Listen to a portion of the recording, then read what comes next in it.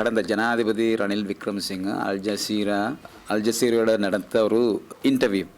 அந்த இன்டர்வியூவில் வந்த ஒரு கருத்து இப்போ பெருசாக பேசப்பட்டு கொண்டு இருக்குது. அது வந்து இந்த பட்டலாந்த கமிஷன் ரிப்போர்ட்டை பற்றி. அப்போ இது பற்றி அல்ஜசீராண்ட கேள்விக்கு ரணில் விக்ரமசிங்க எந்த மாதிரி பதில் சொன்னது என்றால், அவர் சொன்னது இந்த ரிப்போர்ட், இந்த பட்டலாந்த கமிஷன் ரிப்போர்ட் வந்து இது பாராளுமன்றத்துக்கு கொண்டு வர இல்லை. அதனால் இந்த ரிப்போர்ட்டில் உள்ள கருத்துகள் எனக்கு உண்மையான ஒரு ரிப்போர்ட் உண்டு ஏற்றுக்கொள்ள முடியாது. இதுதான் இவருடைய கருத்து. நாங்கள் இவருடைய இந்த ஸ்டேட்மெண்ட்டோட பலவிதமான கருத்துக்கள் வெளியே வருது.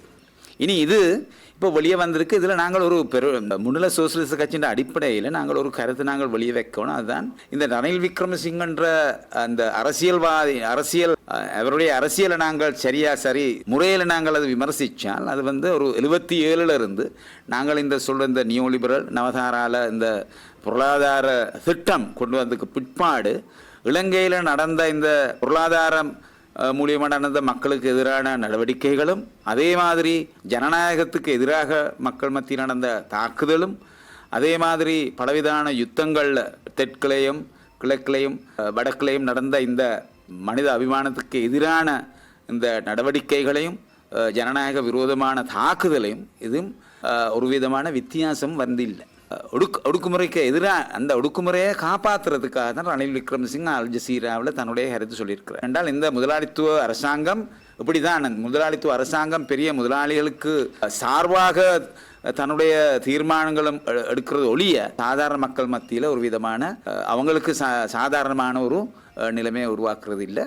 அவருடைய பொருளாதார கொள்கையிலும் இது நடக்குது. ஏனென்றால் நாங்கள் 2022ஆம் ஆண்டில் நடந்த இந்த பொருளாதார நெருக்கடியும் பிற்பாடு, அவர் ஜனாதிபதிக்கு பிற்பாடு அவர் IMFோடு சேர்ந்து மற்ற அதானி அம்பானி இந்த மாதிரி இந்திய அதிகாரிகளோடு சேர்ந்து மக்கள் மத்தியில் எந்த மாதிரி தாக்குதல் கொண்டு வந்ததுன்னு எங்களுக்கு தெரியும். அவர் கொண்டு வந்த அந்த பொருளாதார திட்டம் தான் இப்பயும் நடைபெற்று கொண்டு இருக்கிறது.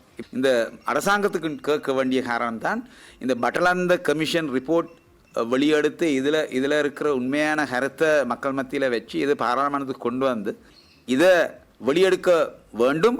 அதே நேரத்தில் இது பட்டலாந்த வந்து ஒரே ஒரு உதாரணம் மாத்திரம்தான். இது மாதிரி ஆயிரக்கணக்கான சிறைகள் இலங்கை இந்த மாதிரி நடவடிக்கைகள் இலங்கை பூரா நடந்திருக்கு. அது 87, 89ஆம் ஆண்டு நடந்திருக்கு. இந்த வடக்கில் இந்த கடந்த 30 வருஷம் பூரா இந்த யுத்தத்திலையும் இது நடந்திருக்கு. அதனால இந்த கருத்துக்கள் வெளியெடுக்கணும். இந்த கருத்துக்கள் வெளியெடுத்து இந்த மாதிரி நடவடிக்கைகள் இனி வராமல் இருக்கக்கூடிய நிலைமை உருவாக்கணும். அதுக்கான திட்டங்கள் எடுக்கணும். அதுக்கான சட்டங்கள் கொண்டு வரணும்.